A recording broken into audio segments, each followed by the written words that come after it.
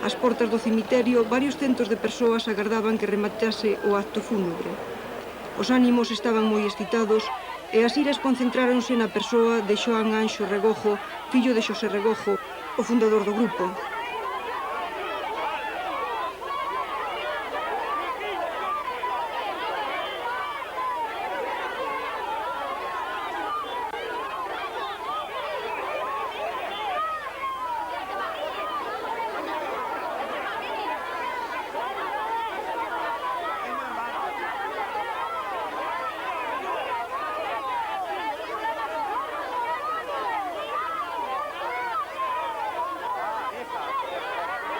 Mentres o vello Xosé Regojo abandona o cemiterio sen problemas, o seu fillo ten que agardar no interior do Camposanto a que os ánimos amainen. Despois duns momentos de grande tensión, o alcalde intervén e anuncia que Xoán Anxo Regojo se reunirá cunha representación dos traballadores e con el mesmo na Casa do Concello. Xoán Anxo Regojo abandona o cemiterio en medio dunha enorme presión. A muller de seu irmán Pedro únese a él no coche da Policía Municipal que os conduce ata a Casa do Concello. Na reunión que tivo lugar ali, ofreceulle aos traballadores toda a información sobre o caso que estivese no seu poder. A xestión da empresa, o destino dados cartos dos préstamos, a concesión mesma destes, aparecían, de repente, baixo a sombra da sospeita da irregularidade.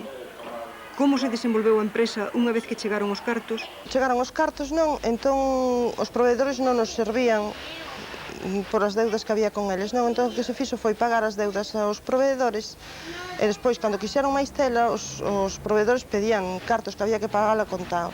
Foi unha mala xestión e non se fixo unha regulación de plantilla que en principio parece ser que era a solución que había ao problema. Foi iso, nada máis.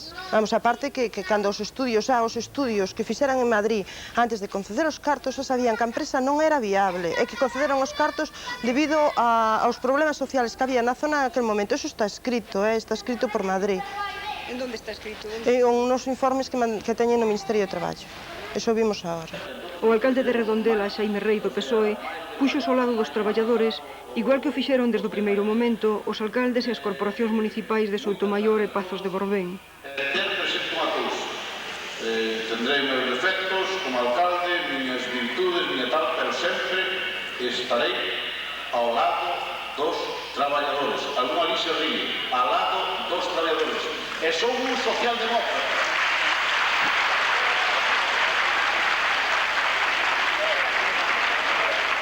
O problema dos ex-traballadores de Telanosa levouse aos plenos municipais. Diante dos traballadores afectados, os distintos grupos políticos expuxeron a súa postura. Para con los corporativos de este ayuntamiento que no formamos parte de la comisión de gobierno, la cual está compuesta única y exclusivamente por concejales del Partido Socialista Obrero Español. Y por lo que a los concejales de Alianza Popular se refiere, y de los cuales soy portavoz, he de manifestar en nombre de ellos mi más enérgica protesta. Y protesto, y viene determinada dicha protesta, porque desde que se han desencadenado los hechos, los tristes hechos que dan motivo al pleno de hoy, usted, señor alcalde, no se ha dignado a tener al corriente de modo oficioso y oficial a mi grupo de lo que estamos haciendo. No sé si con los demás, con el mío, no. Y digo esto, entre otras cosas, porque el domingo pasado, día 23, he leído en la prensa, para mi sorpresa, usted había convocado a la comisión de gobierno del excelentísimo ayuntamiento que preside, así como al grupo municipal del PSOE, para ponerles al tanto de los acontecimientos y gestiones llevadas a cabo a lo largo de la semana. Y yo, alcalde, me pregunto, ¿es que los 8 corporativos restantes no tenemos derecho a estar informados de lo mismo? Pienso, en base a lo que decía al principio, que sí tenemos ese derecho y usted tiene la obligación de hacerlo. Y como quiera que no lo haya hecho así, no tengo más remedio que censurar su actuación. A inmediatez das eleccións legislativas do pasado 22 de xuño fixo tomar posicións a todos.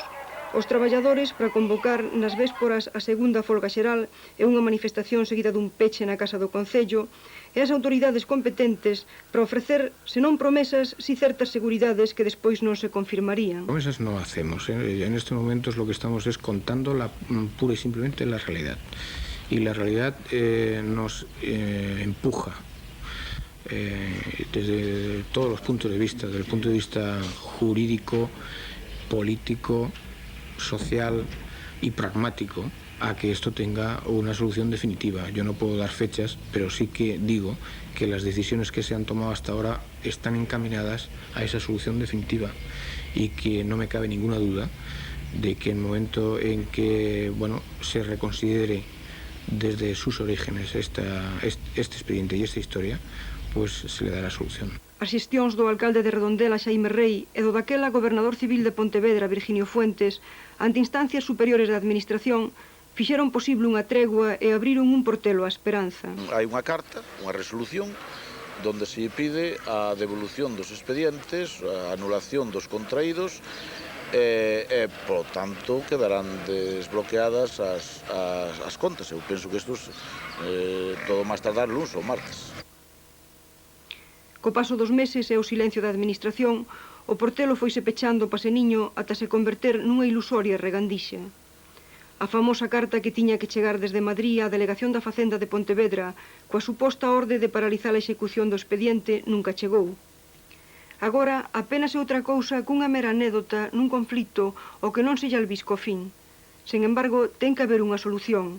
O alcalde de Redondela fartárase de dicilo. Unha solución que, por suposto, non a teña unas mans, pois estuvera unas mans, pois xa estuvera dada esa solución, senón que esa solución pois ten que vir de administración, sexa quen sexa, e espero que, dado a importancia do problema, fixándonos no aspecto económico e social que está vivindo o pobo de Redondela, non digo o pobo de Redondela, toda a comarca, porque aquí hai traballadores non só o do municipio de Redondela, senón de Soutomaior e de Pazos do Ben. Entón, penso que é un problema moi grave, estamos vivindo uns momentos moi graves, e penso que creo que a administración será sensible a esta situación. A cousa ten solución, mas ten solución, pero hai que seguir mobilizando. A solución non chegou e os ánimos foron devalando. O 20 de xuño pasado, coa Casa do Concello e ata o seu propio despacho ocupado polos traballadores, o alcalde Xaime Rei tentaba facer estranas matizacións. Que ocorreu para que despois das seguridades que, lle deu usted aos traballadores e que, según parece, lle deron a usted desde o goberno, agora o problema este como antes ou quizá un pouco máis encrespado? Non, eu non me deron desde o goberno, cuidado, foi cargos da administración, non foi membros do goberno. O sea, entonces, pois, eso está, de momento, está estancado no Ministerio de Facenda, na Intervención Xeral do Estado, e aí está, non sei nada máis, porque despois xa empezaron outra vez os conflitos, eu estive aquí, de momento está así, está parado, aí. Pero a dificultade, onde está exactamente? É dicir... A dificultade non se pode dicir, é unha dificultade de tipo técnico.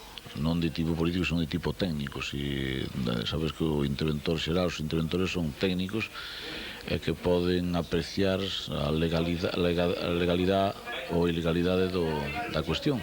As eleccións quedaron atrás. Nelas o PSOE volveu a ser o partido máis votado en Redondela.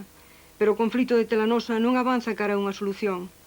A Comisión dos Traballadores prosega as súas entrevistas na procura desa solución. Na sede do Parlamento Galego entrevistáronse cos representantes dos grupos parlamentarios do PSGAEG, Fernando Martínez Randulfe, e do Bloque Nacionalista Galego, Xosé Manuel Beiras Torrado. Os representantes do PSOE e de Coalición Popular non acudiron á xuntanza. Nesa reunión lembrouse que no Parlamento Galego xa fora aprobada unha moción na que se instaba o Goberno a dar unha solución ao problema de Telanosa. Pero o conflito segue aí e os traballadores sínteno en riba das súas cabezas como unha ameaza real e anguriante. Eu como traballador só quería dicir que me sinto engañado por certas personalidades do goberno en este momento.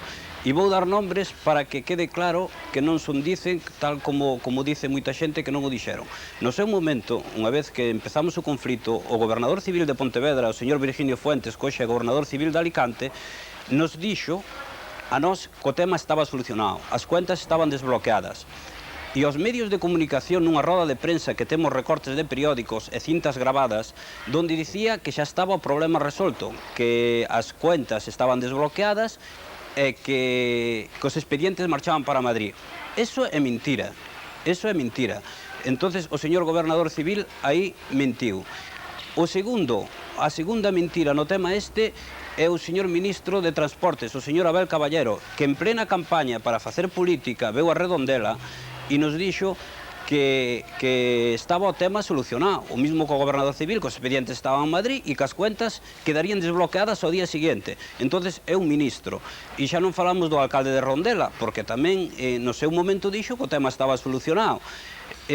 O mismo Isidoro Gracia, que é diputado provincial pola provincia de Pontevedra a nivel do PSOE en Madrid, tamén nos engañou dicindo que estaba solucionado o tema, e eu personalmente estuve con el e certos membros da comisión no local do PSOE en Vigo en plena campaña, e ele nos dixo que o goberno nos propuxo pagar unha cantidad simbólica, e iso é mentira. O goberno nunca nos propuxo, porque nós estamos dispuestos a aceptar a pagar unha cantidad simbólica. Non reconocemos a deuda, pero sí, se é unha solución esa, unha cantidad simbólica, estaríamos de acordo.